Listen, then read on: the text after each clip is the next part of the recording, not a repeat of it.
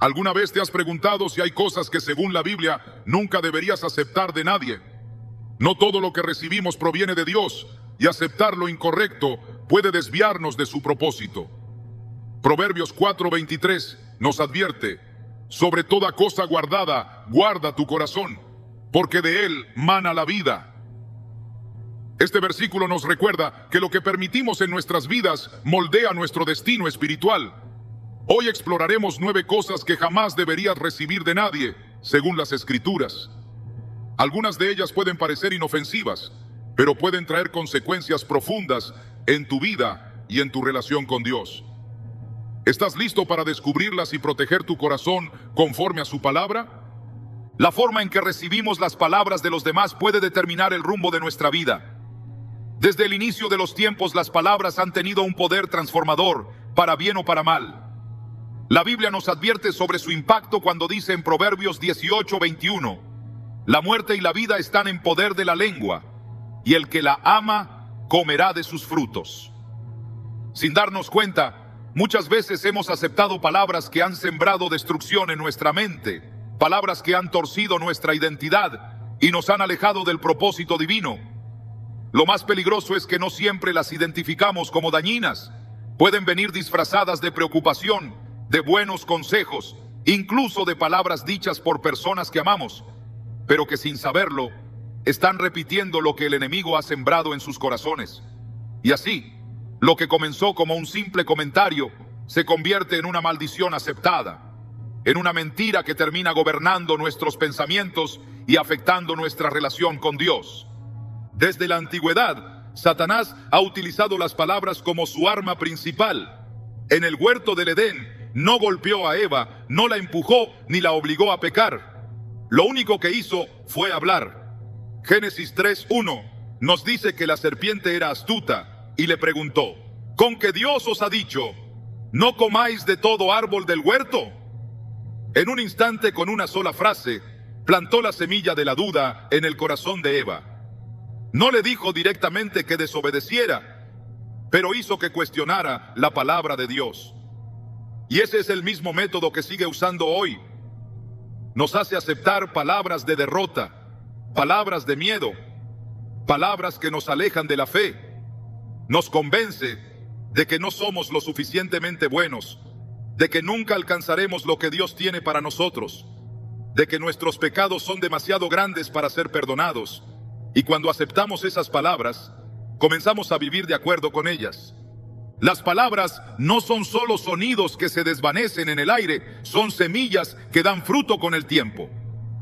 Jesús enseñó que lo que hablamos revela lo que hay en nuestro corazón. En Mateo 12:34 dijo: de la abundancia del corazón habla la boca. Si constantemente recibimos palabras negativas, tarde o temprano, esas palabras se convertirán en nuestra realidad. Y es que no se trata solo de lo que decimos, sino de lo que permitimos que los demás nos digan. Cuando alguien nos dice nunca vas a cambiar, si lo aceptamos en nuestro interior, sin darnos cuenta estamos dejando que esa palabra eche raíces y se convierta en una verdad en nuestra vida. Cuando alguien nos dice Dios no te ama, aunque no lo creamos en ese momento, si permitimos que esa idea permanezca en nuestra mente, empezará a crecer hasta que nos aleje de la gracia de Dios. En la Biblia encontramos un ejemplo poderoso en la historia de los espías que fueron enviados a la tierra prometida. Moisés escogió a 12 hombres para explorar Canaán y traer un informe al pueblo de Israel. 10 de ellos regresaron con palabras de miedo y desesperanza. En Números 13, 31, 33 dijeron: no podremos subir contra aquel pueblo porque es más fuerte que nosotros. También afirmaron: parecíamos langostas a nuestros propios ojos, y así les parecíamos a ellos. Estas palabras trajeron incredulidad y desánimo a todo el pueblo, y como resultado, una generación entera quedó condenada a vagar por el desierto y nunca entró en la tierra que Dios les había prometido. Pero hubo 2 hombres, Josué y Caleb, que se negaron a recibir esas palabras. Ellos creyeron en lo que Dios había dicho y declararon: subamos luego y tomemos posesión de ella, porque más podremos nosotros que ellos. Números 13:30. La diferencia entre entrar en la promesa o morir en el desierto estuvo en las palabras que cada uno decidió aceptar. Si hoy nos sentimos estancados, si sentimos que no avanzamos en nuestra fe, en nuestros sueños o en nuestro llamado, debemos preguntarnos, ¿qué palabras hemos estado recibiendo? ¿Hemos permitido que la voz del enemigo tenga más autoridad en nuestra vida que la voz de Dios? En muchos casos, lo que nos detiene no son nuestras circunstancias, sino las palabras que hemos aceptado como verdad. Hemos creído que no somos lo suficientemente capaces, que no somos dignos, que nuestro pasado nos define, que Dios no tiene un plan para nosotros. Pero hoy es el momento de romper con esas palabras y sustituirlas por la palabra de Dios. La Biblia nos da un principio clave para esto en 2 Corintios 10:5. Derribando argumentos y toda altivez que se levanta contra el conocimiento de Dios, y llevando cautivo todo pensamiento a la obediencia a Cristo. No podemos evitar que las personas hablen, pero sí podemos elegir qué palabras dejamos entrar en nuestro corazón. No podemos evitar que el enemigo intente sembrar dudas, pero sí podemos rechazar sus mentiras y aferrarnos a la verdad de Dios. Cada vez que alguien nos diga algo que no está alineado con la palabra, debemos responder como Jesús cuando fue tentado en el desierto. En Mateo 4:4, ante la mentira del diablo, Jesús respondió, escrito está. Él no debatió, no razonó, simplemente declaró la palabra de Dios. Si hemos recibido palabras que nos han herido, que nos han limitado, que nos han apartado de Dios, hoy es el momento de deshacernos de ellas. No podemos permitir que lo que alguien dijo en el pasado siga determinando nuestro futuro.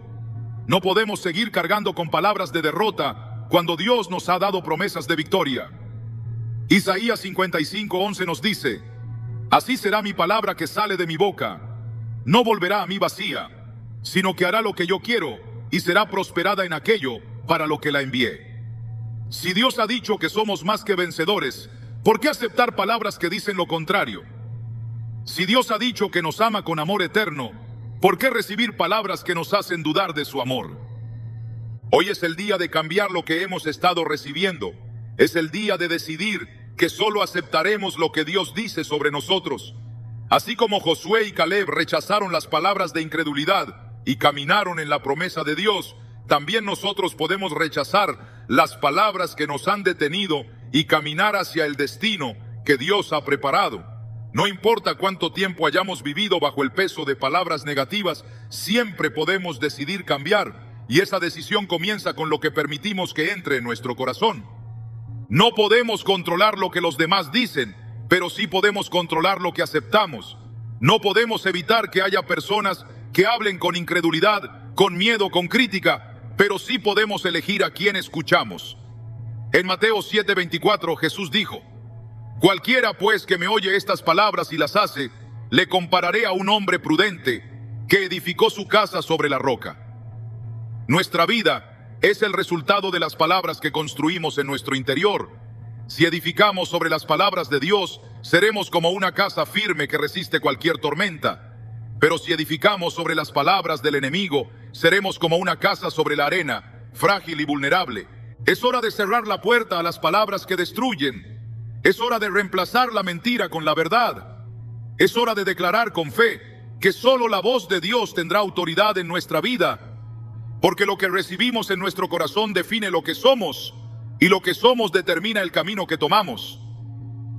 Desde el principio de la humanidad, el enemigo ha utilizado una de sus armas más sutiles y peligrosas, los consejos disfrazados de verdad. No siempre aparecen como mentiras evidentes, a menudo vienen envueltos en palabras de aparente sabiduría, pronunciados incluso por personas cercanas, personas que creemos que buscan nuestro bienestar. Sin embargo, la Biblia nos advierte sobre el peligro de recibir consejos que no provienen de Dios. En Proverbios 14:12 se nos dice, hay camino que al hombre le parece derecho, pero su fin es camino de muerte. Esto nos muestra que no todo lo que parece bueno realmente lo es, y que aceptar ciertas recomendaciones sin discernimiento puede llevarnos a la destrucción. Desde el huerto del Edén, Satanás utilizó el engaño sutil para desviar el propósito de Dios en la humanidad. La serpiente no obligó a Eva a pecar, no la forzó a desobedecer, simplemente le dio un consejo. Génesis 3, 4, 5 narra sus palabras. No moriréis, sino que sabe Dios que el día que comáis de él, serán abiertos vuestros ojos, y seréis como Dios, sabiendo el bien y el mal. Fue un consejo que apeló al deseo de saber más, a la promesa de alcanzar algo aparentemente mejor. No parecía una advertencia, no parecía una amenaza, simplemente parecía una alternativa. Y esa alternativa la llevó a perder la comunión con Dios, a sufrir las consecuencias del pecado y a arrastrar consigo a toda la humanidad. Este es el método que el enemigo sigue usando hoy: susurrar sugerencias que parecen inofensivas, pero que en realidad nos alejan del propósito divino. A lo largo de la Escritura se presentan múltiples advertencias sobre este peligro. En el libro de Job, sus amigos intentaron convencerlo de que su sufrimiento era el resultado de su pecado, insistiendo en que debía arrepentirse por faltas que no había cometido. Job 4:7-8 recoge las palabras de Elifaz. Recapacita ahora, ¿qué inocente se ha perdido y en dónde han sido destruidos los rectos? Como yo he visto, los que aran iniquidad y siembran injuria, la ciegan. Aunque sus palabras parecían lógicas, estaban completamente equivocadas. Job no estaba sufriendo por su maldad, sino que estaba siendo probado. Sus amigos, con sus razonamientos humanos, lo llevaron a un conflicto más profundo en su alma, haciéndole dudar de la justicia de Dios. Este relato nos recuerda que incluso personas cercanas, con las mejores intenciones, pueden ofrecer consejos erróneos si no están alineados con la verdad divina. El caso del rey Roboam es otro ejemplo impactante de cómo el consejo equivocado puede traer consecuencias devastadoras. Después de la muerte de Salomón, Roboam heredó el trono y tuvo la oportunidad de consolidar su reino. El pueblo vino a él pidiendo que aliviara la carga de trabajo impuesta por su padre. Los ancianos que habían servido a Salomón le aconsejaron que respondiera con misericordia, pero los jóvenes con los que se había criado le dieron un consejo distinto. En 1 Reyes 12:10-11, ellos dijeron: así dirás a este pueblo: mi dedo meñique es más grueso que los lomos de mi padre. Ahora pues, mi padre os cargó con yugo pesado, mas yo añadiré a vuestro yugo. Mi padre os castigó con azotes, mas yo os castigaré con escorpiones. Roboam decidió escuchar a los jóvenes y rechazó la sabiduría de los ancianos, lo que provocó la división de Israel y la pérdida de la unidad del reino. Un solo consejo erróneo le costó la estabilidad y el favor de Dios. En el Nuevo Testamento la advertencia continúa. En Mateo 16:21-23, Jesús habló a sus discípulos sobre su muerte y resurrección, pero Pedro, creyendo que estaba protegiendo a su maestro, lo llevó aparte y le dijo: Señor, ten compasión de ti, en ninguna manera esto te acontezca. A primera vista, parecía un consejo bien intencionado, una muestra de amor y preocupación. Sin embargo, Jesús le respondió con dureza: quítate de delante de mí, Satanás. Me eres tropiezo, porque no pones la mira en las cosas de Dios, sino en las de los hombres.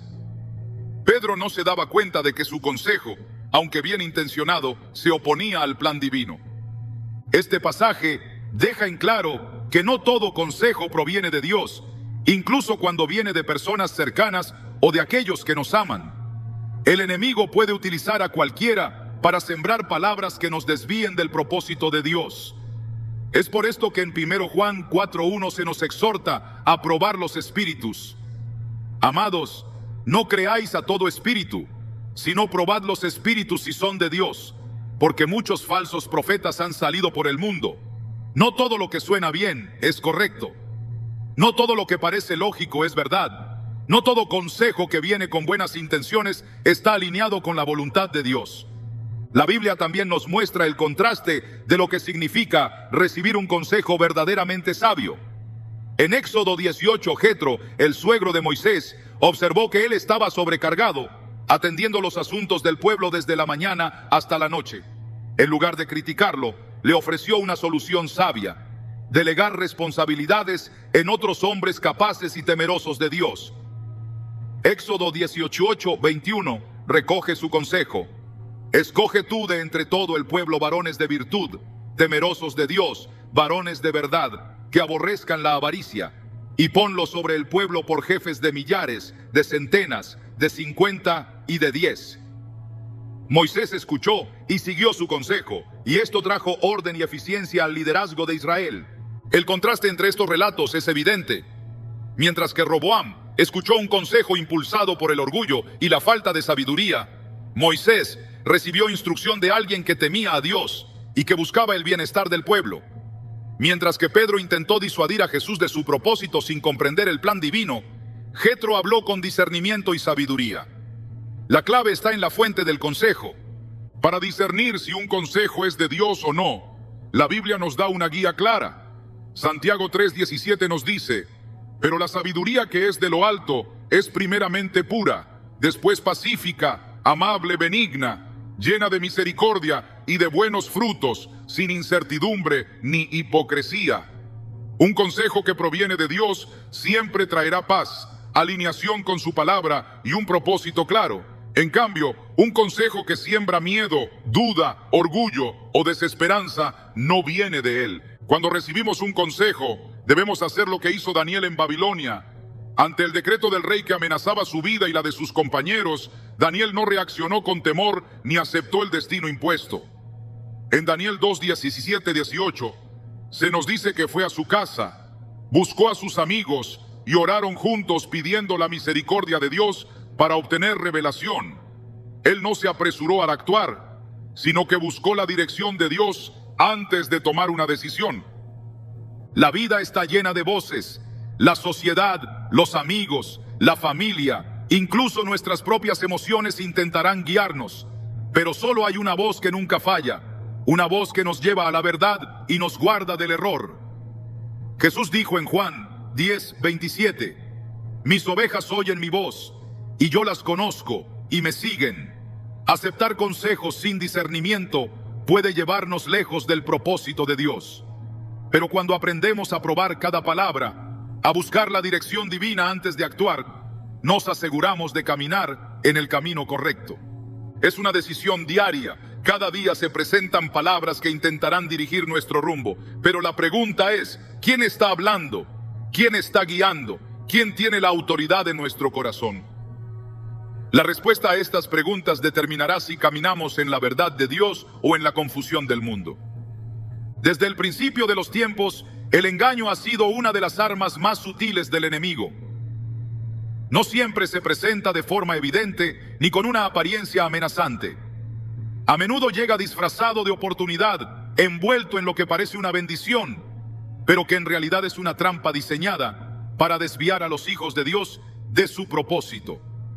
La Biblia advierte sobre esta estrategia cuando en 2 Corintios 11:14 dice: y no es maravilla, porque el mismo Satanás se disfraza como ángel de luz. El enemigo no siempre se muestra como lo que realmente es. Muchas veces se presenta como algo bueno, como una oferta difícil de rechazar, como una puerta que parece abrirse en el momento perfecto. Sin embargo, detrás de esa apariencia se esconde una destrucción segura. Jesús fue testigo de esta estrategia cuando el diablo intentó tentarlo en el desierto. Después de 40 días de ayuno, en el momento en que su cuerpo estaba físicamente más vulnerable, Satanás se acercó con lo que parecía una solución a su necesidad. En Mateo 4:3 le dijo: si eres hijo de Dios, di que estas piedras se conviertan en pan. No le pidió que hiciera algo abiertamente malo, no le sugirió que robara, no le pidió que negara a Dios. Solo le ofreció una alternativa a su hambre, una solución rápida, aparentemente inofensiva. Pero Jesús no cayó en la trampa. Su respuesta fue clara. Escrito está: no solo de pan vivirá el hombre, sino de toda palabra que sale de la boca de Dios. Mateo 4:4. Cada una de las tentaciones que Satanás presentó en ese momento tenía el mismo patrón. No eran amenazas directas, eran ofertas que parecían razonables, incluso beneficiosas. Le ofreció todo el esplendor de los reinos de la tierra si solo se postraba y lo adoraba.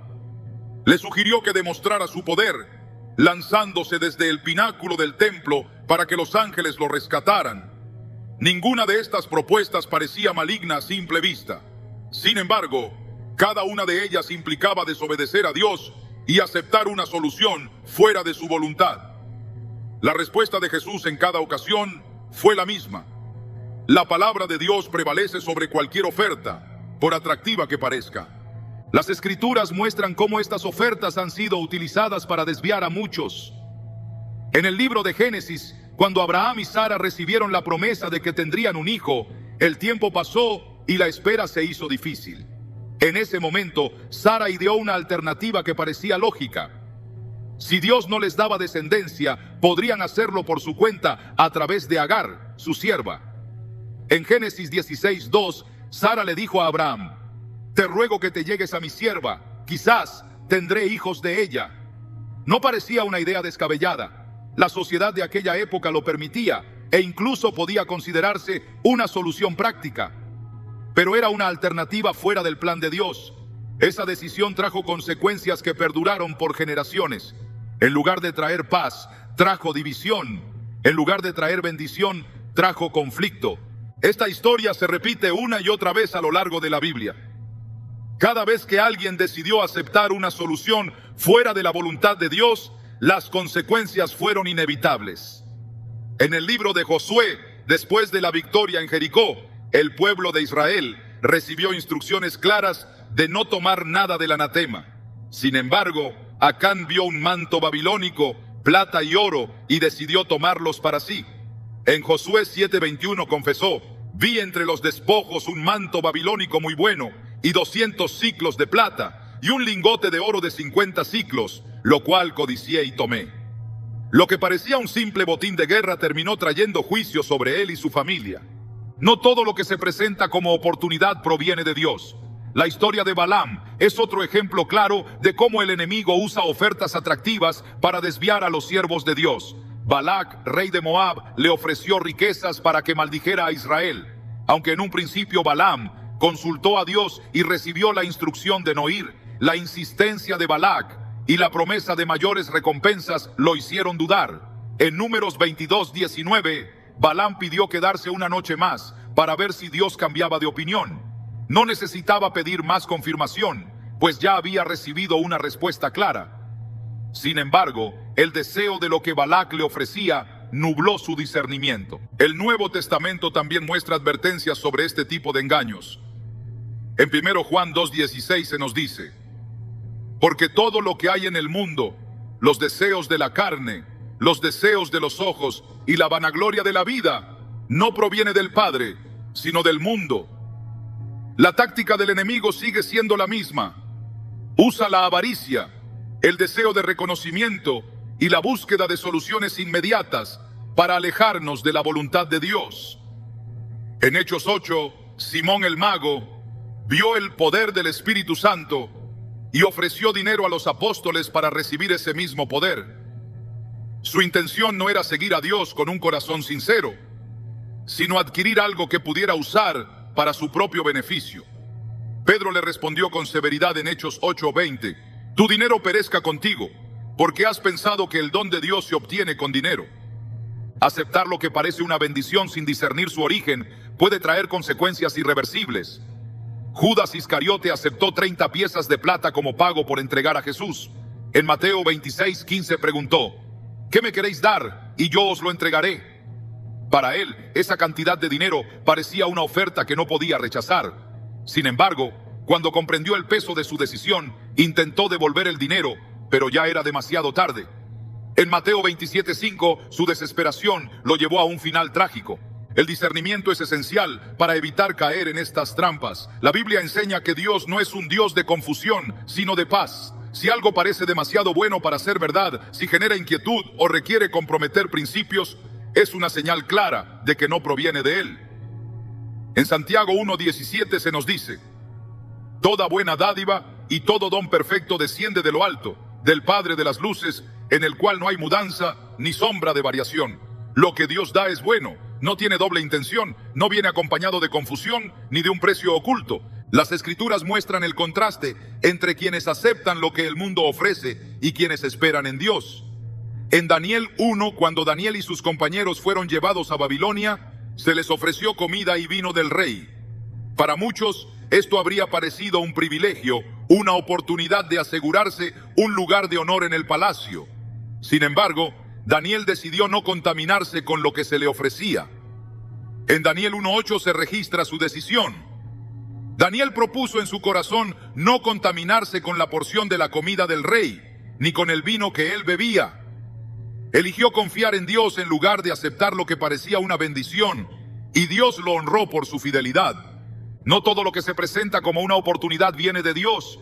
Las riquezas, el poder y la influencia que se obtienen fuera de su voluntad traen destrucción en lugar de bendición. El enemigo sigue usando el mismo método, ofreciendo lo que parece ser una solución inmediata a nuestras necesidades, pero que en realidad es un lazo que nos aleja del propósito divino. La clave está en depender de Dios y en recordar que sus promesas son seguras. En Isaías 40:31 se nos dice: los que esperan a Jehová tendrán nuevas fuerzas, levantarán alas como las águilas, correrán y no se cansarán, caminarán y no se fatigarán. Esperar en Dios es siempre mejor que aceptar lo que parece una bendición, pero que en realidad es una trampa. La dirección que tomamos en la vida no siempre la determinan nuestras propias decisiones. A veces, lo que nos aleja del propósito de Dios no es lo que hacemos, sino a quién dejamos entrar en nuestro camino. Desde el principio de los tiempos, las relaciones han sido uno de los factores más determinantes en el destino del ser humano. No todas las conexiones que se forman son voluntad de Dios. No todas las personas que se acercan vienen con una intención pura. No todos los lazos que parecen sólidos están construidos sobre la verdad. Hay relaciones que son herramientas de bendición, pero también hay relaciones que se convierten en cadenas. Hay compañías que impulsan, pero también hay compañías que roban la visión, que debilitan la fe, que apagan el fuego espiritual y que siembran destrucción donde antes había propósito. Desde el Génesis, el enemigo ha utilizado las relaciones como un medio para desviar a los hijos de Dios. En la caída de la humanidad, Eva no estaba sola. Fue a través de una conversación, a través de la influencia de una voz ajena, que la duda entró en su corazón. La serpiente no necesitó obligarla, solo necesitó hablarle, establecer una conexión, alterar su percepción de lo que Dios había dicho. En Génesis 3:6 se describe el momento en que ella vio el fruto de una manera diferente. Lo que antes era una advertencia, ahora parecía una oportunidad. Lo que antes estaba claro, de repente se volvió confuso. Eso es lo que hacen las relaciones equivocadas. Distorsionan la verdad, hacen que lo peligroso parezca atractivo, que lo prohibido parezca inofensivo. El enemigo no necesita destruir directamente la vida de alguien si puede enviar a la persona equivocada a hacerlo por él. En la historia de Sansón, su mayor debilidad no fue su falta de fuerza, sino la relación que decidió mantener con Dalila. Jueces 16:16 describe cómo ella lo presionaba cada día con sus palabras hasta que su alma fue reducida a angustia de muerte. No fue una batalla física lo que lo derribó, sino una influencia persistente, un vínculo que drenó su resistencia, que lo llevó a entregarse a su enemigo sin siquiera darse cuenta. Las relaciones destructivas no siempre se revelan de inmediato, no siempre llegan con una intención declarada de dañar. A veces se disfrazan de amor, de amistad, de apoyo, pero lentamente debilitan la fe, apagan la pasión por Dios y desvían el enfoque de la misión divina. En el Nuevo Testamento, el apóstol Pablo advierte en 1 Corintios 15:33, no erréis, las malas conversaciones corrompen las buenas costumbres. No se trata solo de evitar relaciones abiertamente pecaminosas, sino de reconocer que cualquier conexión que nos aleje de Dios, que nos enfríe espiritualmente, que nos haga comprometer nuestra fe, es un lazo que no debemos aceptar. Muchos han perdido su propósito porque se rodearon de personas que sembraron incredulidad, que los convencieron de tomar caminos más fáciles, que los alejaron de la disciplina espiritual con distracciones disfrazadas de oportunidades. En la historia de Acab y Jezabel se muestra el poder destructivo de una relación equivocada. Acab era rey de Israel, pero su matrimonio con Jezabel lo llevó a convertirse en uno de los líderes más corruptos de su tiempo. En 1 Reyes 21:25 se dice, a la verdad ninguno fue como Acab, que se vendió para hacer lo malo ante los ojos de Jehová, porque Jezabel su mujer lo incitaba. No fue solo su naturaleza lo que lo llevó a la maldad, sino la influencia de alguien que lo empujó hacia la rebelión, que reforzó su desobediencia, que lo hizo cómodo en su pecado. Jezabel no solo promovió la idolatría en Israel, sino que eliminó a los profetas de Dios, destruyó altares y persiguió a quienes permanecían fieles. La relación con Acab no solo afectó su vida personal, sino que tuvo consecuencias para toda una nación. A lo largo de las Escrituras se muestra cómo las relaciones pueden determinar el destino de una persona. En el caso de Lot, su cercanía con Sodoma casi lo destruyó. En Génesis 13:12 se menciona que él fijó sus tiendas hasta Sodoma y con el tiempo pasó de estar cerca a vivir dentro de la ciudad. Cuando finalmente Dios envió a los ángeles para destruir ese lugar, Lot había desarrollado lazos tan profundos que le costó salir. Génesis 19:16 dice que él se demoraba hasta el punto en que los ángeles tuvieron que tomarlo de la mano y sacarlo a la fuerza. Ese es el peligro de permitir que las relaciones equivocadas echen raíces en la vida. Al principio parecen inofensivas, parecen una simple proximidad, pero con el tiempo el corazón se acomoda, la convicción se debilita y lo que antes era una advertencia se convierte en costumbre. Las relaciones correctas tienen el poder de llevar a una persona a cumplir su propósito. En el libro de Ruth se ve cómo la decisión de ella de permanecer al lado de Noemí la llevó a un destino de redención y restauración. Ruth 1:16 recoge sus palabras: Tu pueblo será mi pueblo, y tu Dios, mi Dios. Su conexión con la persona correcta la llevó a entrar en el linaje de David, y posteriormente en el linaje de Cristo. Así como una relación correcta puede ser una puerta a la bendición, una relación equivocada puede ser una trampa hacia la destrucción. En Hechos 5, Ananías y Zafira son un ejemplo de cómo una relación de complicidad en el pecado puede llevar a consecuencias mortales. Ambos conspiraron para mentir sobre el precio de una propiedad y ambos sufrieron el mismo juicio. Hechos 5:9 recoge la respuesta de Pedro a Zafira antes de su caída. ¿Por qué os pusisteis de acuerdo para tentar al Espíritu del Señor? Las relaciones tienen el poder de transformar la mentalidad, de definir el rumbo de una vida.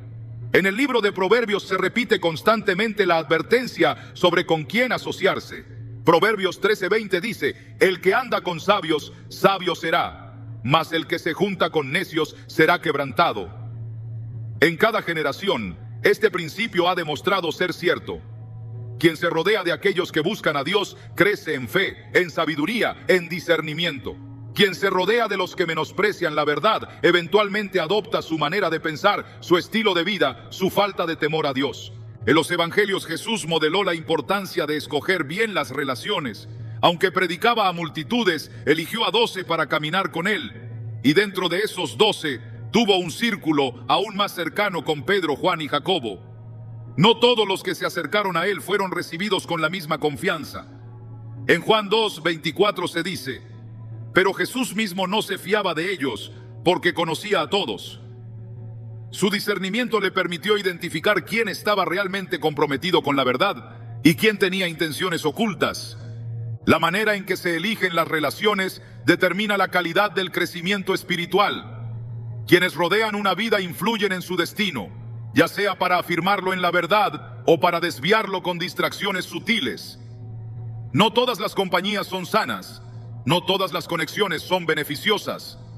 Lo que parece una amistad inofensiva puede ser un obstáculo disfrazado. Lo que parece una relación estable puede ser un lazo que estanca el propósito. Por eso, en cada decisión, en cada vínculo que se construye, es necesario aplicar lo que dice 2 Corintios 6:14. No os unáis en yugo desigual con los incrédulos, porque ¿qué compañerismo tiene la justicia con la injusticia? ¿Y qué comunión la luz con las tinieblas? Una relación fuera de la voluntad de Dios no solo afecta la vida individual, sino que puede convertirse en una barrera para el crecimiento espiritual, en una puerta a la confusión, en un obstáculo para la comunión con Dios. Elegir con quién caminar no es un asunto menor, es una decisión que define el futuro, que moldea la identidad, que determina el nivel de fidelidad con el que se vive el llamado divino.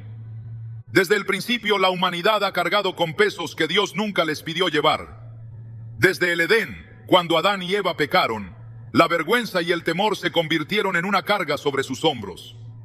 Génesis 3:10 describe cómo Adán se escondió de la presencia de Dios diciendo: oí tu voz en el huerto y tuve miedo porque estaba desnudo y me escondí. No era solo su cuerpo el que estaba expuesto, sino su alma. Algo se había roto en su interior y en lugar de acudir a Dios, intentó lidiar con el peso de su error por sí mismo. Desde ese momento, la historia de la humanidad ha estado marcada por la tendencia a asumir cargas que no fueron diseñadas para soportar. Culpa, preocupaciones, responsabilidades impuestas por otros, expectativas ajenas y angustias que desgastan el espíritu han robado la paz de aquellos que han olvidado que solo Dios tiene la autoridad para definir qué es lo que realmente deben llevar consigo. En el libro de Éxodo, el pueblo de Israel, tras haber sido liberado de Egipto, continuó actuando como si aún estuviera bajo esclavitud. En el desierto, a pesar de la provisión milagrosa de Dios, su mentalidad seguía cautiva. Éxodo 16:3 muestra cómo se lamentaban diciendo: ojalá hubiéramos muerto por mano de Jehová en la tierra de Egipto, cuando nos sentábamos a las ollas de carne, cuando comíamos pan hasta saciarnos, pues nos habéis sacado a este desierto para matar de hambre a toda esta multitud. No solo llevaban cargas físicas en su travesía, sino también cargas emocionales y espirituales que no les permitían confiar plenamente en la fidelidad de Dios. Sus cuerpos habían salido de Egipto, pero sus mentes seguían atadas a la esclavitud. A lo largo de la historia bíblica, muchos cayeron bajo el peso de cargas que nunca debieron recibir. Moisés, a pesar de ser el líder elegido por Dios, llegó a un punto en el que el peso de la responsabilidad lo desgastó. En Números 11:14 expresó su agotamiento diciendo: no puedo yo solo soportar a todo este pueblo que me es pesado en demasía. Había asumido más de lo que Dios le había pedido. En respuesta, el Señor le ordenó compartir la carga con 70 ancianos, mostrándole que no estaba llamado a llevarlo todo en sus propias fuerzas. Este principio sigue siendo relevante hoy. Nadie está diseñado para cargar con más de lo que Dios ha determinado. Sin embargo, muchos viven agobiados por responsabilidades que no les pertenecen, por expectativas que otros han colocado sobre ellos, por temores que nunca fueron suyos para soportar. Jesús habló directamente sobre este tema cuando dijo en Mateo 11:28-30: venid a mí todos los que estáis trabajados y cargados, y yo os haré descansar. Llevad mi yugo sobre vosotros y aprended de mí, que soy manso y humilde de corazón, y hallaréis descanso para vuestras almas, porque mi yugo es fácil y ligera mi carga. La clave está en intercambiar el peso que el mundo impone por el que Dios realmente ha diseñado para cada uno. No todas las cargas son malas, pero sí hay cargas que no provienen de Dios. Algunas fueron impuestas por otros, algunas fueron adoptadas por miedo, otras por orgullo. Pero el llamado de Cristo es claro: soltar lo que no es necesario y tomar solo aquello que Él ha preparado. En el Antiguo Testamento, Ana vivió bajo el peso de la aflicción durante años. Su esterilidad no solo la llenaba de tristeza, sino que era constantemente provocada por Penina, quien se burlaba de su condición. 1 Samuel 1:7 describe cómo cada año, cuando subían a la casa de Jehová, ella lloraba y no comía. El peso de su dolor la desgastaba. Sin embargo, hubo un punto de quiebre en su vida. Decidió dejar su carga delante de Dios. En 1 Samuel 1:10-11 se relata que oró con amargura de alma y lloró abundantemente delante del Señor, entregándole su petición. Ese fue el momento en el que su carga cambió. Ya no fue su peso, sino el de Dios.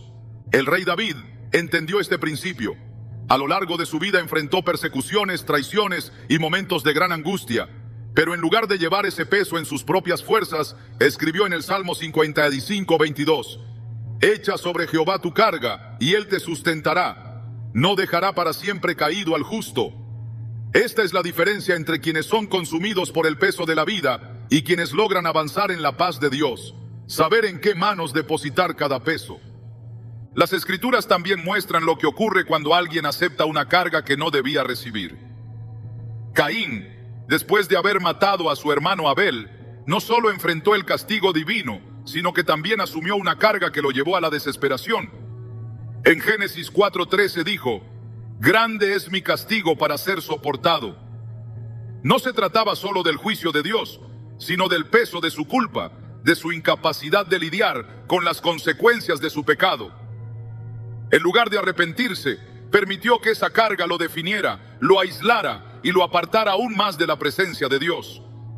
En el Nuevo Testamento, Pedro enfrentó una situación similar cuando negó a Jesús. Lucas 22:62 describe cómo después de su tercera negación, Pedro salió fuera y lloró amargamente.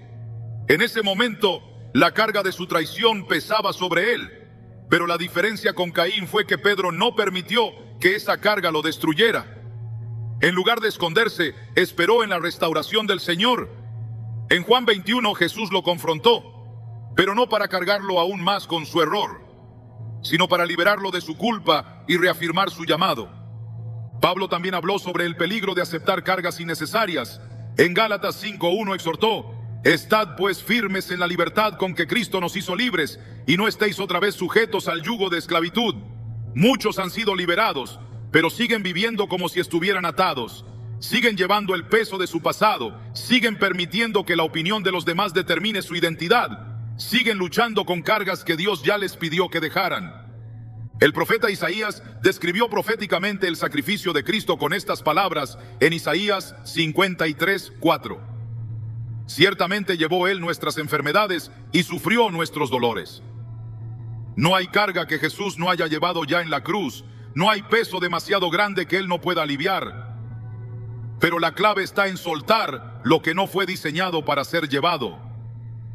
En el libro de Hechos, los apóstoles enfrentaron oposición, persecución y desafíos constantes, pero no permitieron que esas cargas los paralizaran. En Hechos 16, Pablo y Silas fueron encarcelados injustamente después de predicar el evangelio. En lugar de dejar que la desesperación los consumiera, decidieron alabar a Dios. Hechos 16:25 dice: pero a medianoche, orando Pablo y Silas, cantaban himnos a Dios, y los presos los oían. En el momento en que soltaron la carga de su situación y la depositaron en Dios, la respuesta divina llegó.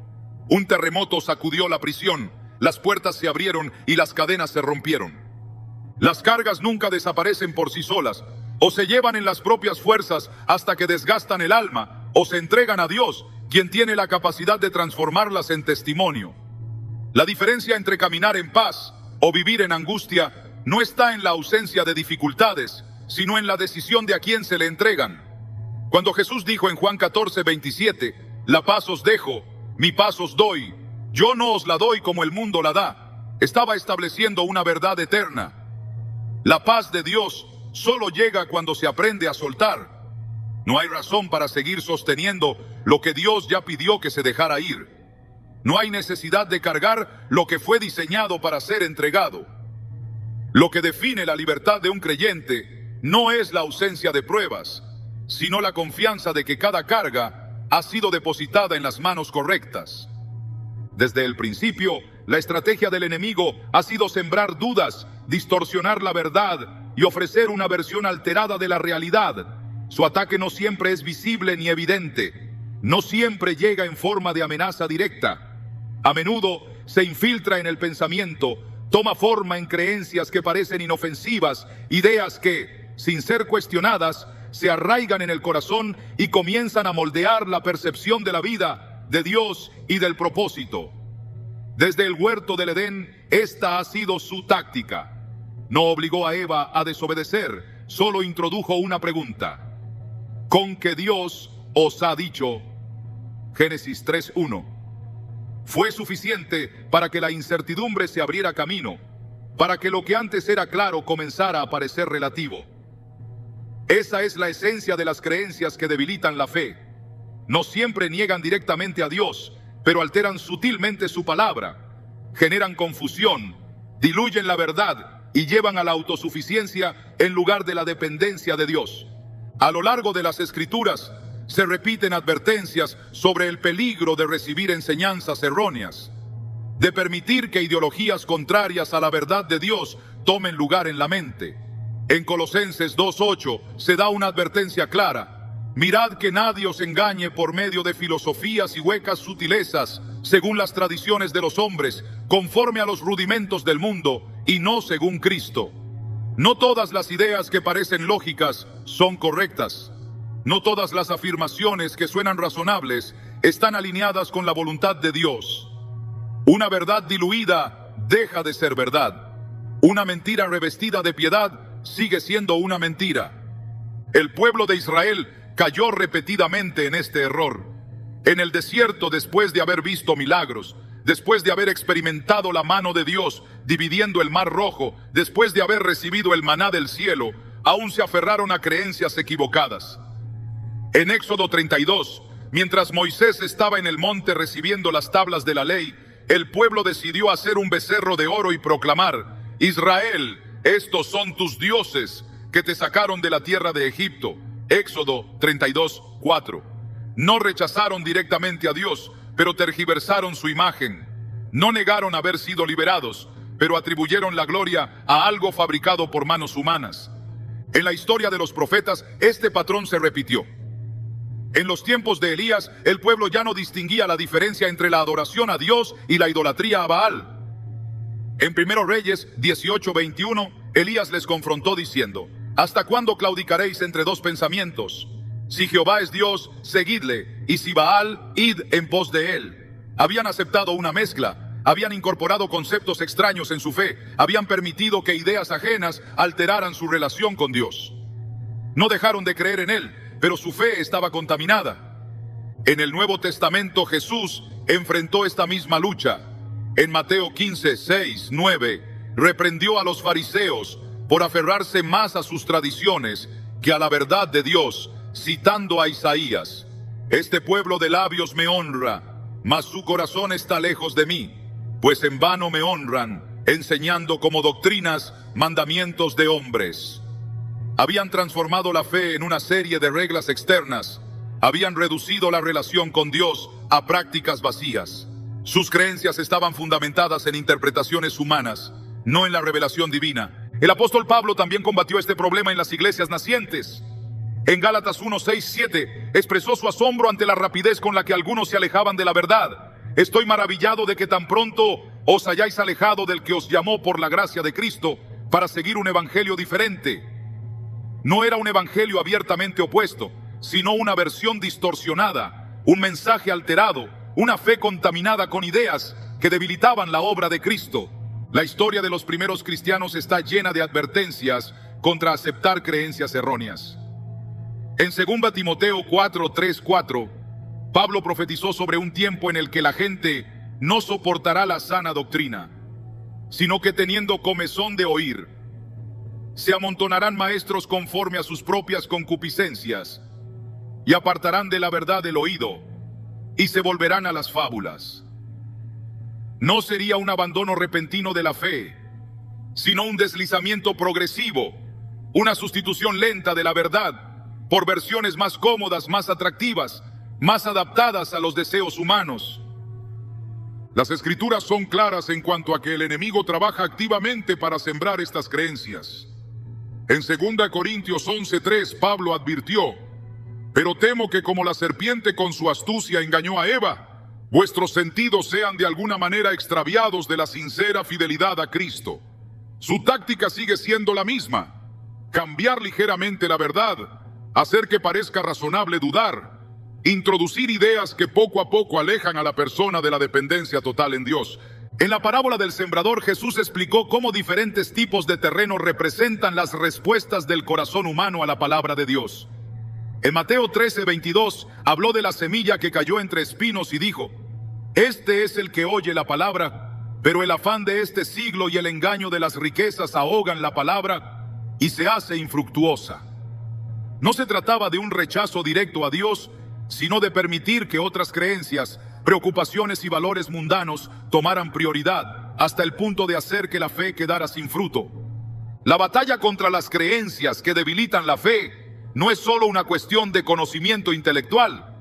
No basta con reconocer una mentira, es necesario reemplazarla con la verdad de Dios. En Efesios 6:14, Pablo instruyó a los creyentes a ceñirse con el cinturón de la verdad, porque sin ese fundamento todo lo demás se desmorona. En Juan 8:31-32, Jesús dijo: si vosotros permaneciereis en mi palabra, seréis verdaderamente mis discípulos, y conoceréis la verdad, y la verdad os hará libres. La verdad no solo informa, transforma, no solo ilumina, libera. El peligro de aceptar creencias erróneas es que no solo afectan la perspectiva, sino que también determinan las decisiones. Lo que una persona cree acerca de Dios afecta la manera en que lo busca. Lo que cree acerca de su identidad en Cristo define cómo vive. Lo que cree acerca de la gracia, del pecado, de la salvación, del propósito, moldea cada aspecto de su vida espiritual. En 2 Pedro 2:1 se advierte sobre aquellos que introducirán encubiertamente doctrinas destructivas. Pero hubo también falsos profetas entre el pueblo, como habrá entre vosotros falsos maestros, que introducirán encubiertamente herejías destructoras. No siempre serán evidentes, no siempre se presentarán como contrarias a la fe. Algunas vendrán disfrazadas de enseñanzas inspiradoras, de motivaciones personales, de afirmaciones que suenan espirituales pero que en el fondo desvían del camino correcto. A lo largo de la historia, la Iglesia ha enfrentado múltiples intentos de diluir la verdad de Dios. En cada generación se han levantado ideas que buscan hacer la fe más accesible, más aceptable, más conveniente. Pero la verdad de Dios no necesita ser ajustada, no necesita ser suavizada. En Hebreos 13:8 se declara: Jesucristo es el mismo ayer y hoy y por los siglos. Su palabra no cambia, su carácter no se adapta a las tendencias del momento. El llamado es a permanecer firmes, a probar todo a la luz de la Escritura, a no aceptar ninguna enseñanza sin verificar su alineación con la palabra de Dios. En Hechos 17:11 se elogia a los bereanos porque recibieron la palabra con toda solicitud, escudriñando cada día las Escrituras para ver si estas cosas eran así. No creían cualquier cosa sin examinarla primero. Las creencias que debilitan la fe no siempre entran de manera evidente. A veces se presentan en forma de pequeñas concesiones, de pensamientos que no parecen peligrosos, de argumentos que suenan razonables. Pero la verdad de Dios no está sujeta a interpretación humana. Su palabra es absoluta, inmutable, suficiente. Permanecer en ella es la única manera de resistir los engaños, de mantener la fe intacta y de asegurarse de que cada paso esté alineado con su propósito eterno. Nada de lo que aceptamos en la vida es neutral. Cada palabra recibida, cada consejo escuchado, cada oportunidad tomada, cada relación permitida, cada carga sostenida y cada creencia adoptada tienen un efecto, ya sea para fortalecer el propósito de Dios o para desviarlo. No hay pensamientos inofensivos, influencias irrelevantes ni decisiones sin consecuencia. Desde el principio, la humanidad ha tenido que elegir entre lo que proviene de Dios y lo que, disfrazado de verdad, oculta una trampa. La vida no es solo una serie de eventos desconectados, sino un campo de batalla donde lo que se acepta determina el destino, la paz y la relación con Dios. En el transcurso de la historia bíblica, Dios ha advertido repetidamente sobre el peligro de recibir lo incorrecto. En Isaías 55:2 se plantea una pregunta que trasciende el tiempo. ¿Por qué gastáis el dinero en lo que no es pan y vuestro trabajo en lo que no sacia? Es una imagen clara de cómo el ser humano, por naturaleza, invierte sus fuerzas en lo que nunca podrá llenar su alma. Acepta palabras que lo destruyen, relaciones que lo debilitan, creencias que lo confunden. Corre tras oportunidades que prometen seguridad, pero dejan vacío.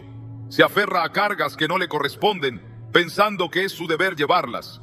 Acepta definiciones de éxito, amor y propósito que no provienen de Dios, sino de un sistema que ignora lo eterno y se enfoca solo en lo inmediato.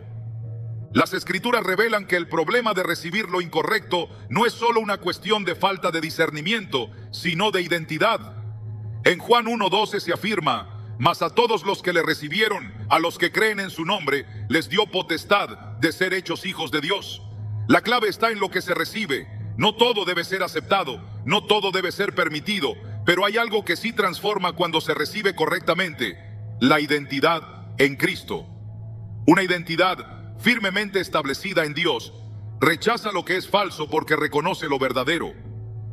Una vida que se nutre de la palabra de Dios filtra cada palabra, cada relación, cada idea, y no permite que lo que es ajeno a la voluntad divina tome raíz. Aceptar lo incorrecto no siempre ocurre de inmediato. A veces es un proceso lento, un desgaste sutil. La palabra de Dios advierte sobre el peligro de la tibieza espiritual en Apocalipsis 3:16. Pero por cuanto eres tibio y no frío ni caliente, te vomitaré de mi boca. No se trata solo de evitar el pecado evidente, sino de cerrar la puerta a todo aquello que con el tiempo enfría la fe. No todas las mentiras son agresivas. Algunas se infiltran en forma de pensamientos que desvían la atención de lo eterno hacia lo pasajero, de lo espiritual hacia lo superficial, de la verdad hacia la comodidad. Dios no llamó a sus hijos a recibir pasivamente cualquier cosa que el mundo ofrece. En Efesios 6:16 se instruye a los creyentes a usar el escudo de la fe para apagar los dardos de fuego del maligno. No dice que los dardos dejarán de venir, sino que hay un arma espiritual para detenerlos. La fe no solo es creer en Dios, sino rechazar activamente lo que se opone a su verdad. No se trata solo de decir sí a lo correcto, sino de decir no a lo que desvía del propósito divino. En un mundo que constantemente intenta imponer definiciones de éxito, identidad y verdad, la única manera de permanecer firme es hacer de la palabra de Dios el filtro absoluto. En Mateo 7:24-25, Jesús comparó al hombre sabio con aquel que edificó su casa sobre la roca, y cuando vinieron la lluvia, los ríos y los vientos, la casa permaneció firme.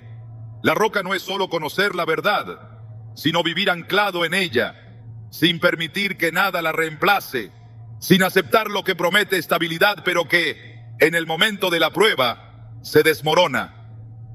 No todo lo que se presenta como valioso debe ser recibido. No todo lo que se ofrece como sabiduría es verdad. No todo lo que parece oportunidad viene de Dios. No todo lo que emociona es real. No todo lo que llena por un momento realmente sacia. El llamado de Dios no es a aceptar todo lo que llega, sino a discernir, a evaluar, a recibir solo aquello que edifica, fortalece y mantiene el alma alineada con su propósito. En cada palabra, en cada relación, en cada creencia, en cada decisión, hay un principio eterno que debe guiar cada elección. Si no proviene de Dios, no tiene valor.